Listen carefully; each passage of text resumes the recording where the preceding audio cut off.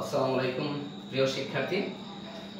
আজকের এক্সপোনেনশিয়াল ইকুয়েশনের এই সিম্পল যে ইকুয়েশনটা আছে এটা থেকে আমরা x এবং y এর মান নির্ণয় করে দেখাবো। তো চলো শুরু করি। এটা যদিও সিম্পল একটা ইকুয়েশন, তারপরে এখানে একটা টেকনিক আছে, গুরুত্বপূর্ণ টেকনিক। সেই টেকনিকটা আমাদেরকে আয়ত্ত করতে হবে।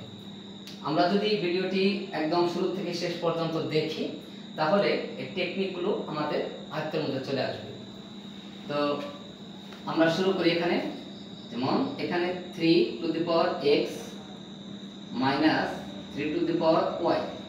প্রশ্ন হচ্ছে এখানে বেস 3, আমাদের যে রাইট হ্যান্ড সাইড আছে 72, এখানে থেকেও চেষ্টা করতে হবে বেসটাকে 3 বানানোর জন্য। ওকে, তাহলে আমরা 3 যদি বানাইতে চাই এখানে আমরা লিখতে পারি 9 into 8। 9 into 8 মানে 72।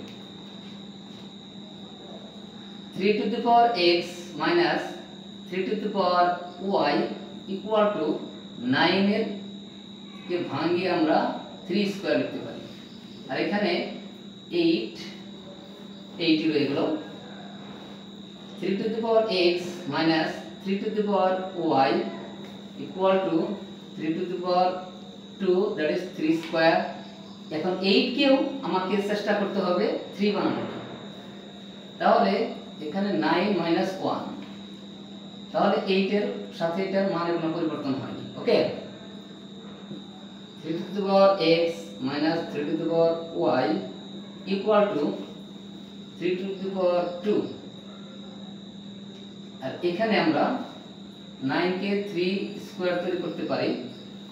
এখন প্রশ্ন হচ্ছে 1 তো রেখে দিলে হবে না, 1 কে আমার 3 এর সাথে কম্পেয়ার করতে হবে। এই জন্য আমরা জানি যে কোনো জিনিসের পাওয়ার 0 মানে 1, তো 1 এর পরিবর্তে আমরা 3 লিখে তারপর 0 লিখলাম। ওকে, এখন 3 to the power x minus 3 to the power y equal to, আমরা এটাকে মাল্টিপ্লাই করব, 3 to the power 2 into 3 to the power 2 minus 3 square into 3 0। এখন 3 to the power x minus 3 to the power y, দুইটারই base একই 3 and 3, তাহলে base এক হলে পাওয়ার যোগ হয়, তাহলে 2 and 2 যোগ করলে 4 মাইনাস 3 বেস একই পাওয়ার যোগ 2।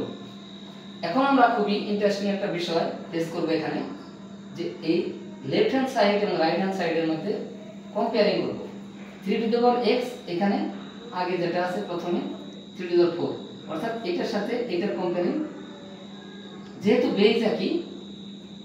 ওকে, তাহলে আমরা এখান থেকে যে পাওয়ার, এই পাওয়ার 1 করতে পারি, অর্থাৎ 3x = 4। একই সাথে এটার সাথে এটা, অর্থাৎ 3 টু দি পাওয়ার y এর সাথে 3 টু দি পাওয়ার 2, 3 স্কয়ার। এখানে বেস 3, এখানে বেস 3, তাহলে পাওয়ারটা সমান হবে, অর্থাৎ y = 2। তাহলে আমরা এই ইকুয়েশন থেকে x এবং y এর মান পেয়ে গেলাম। তো ধন্যবাদ সকলকে ভিডিওটি সম্পূর্ণরূপে দেখার জন্য।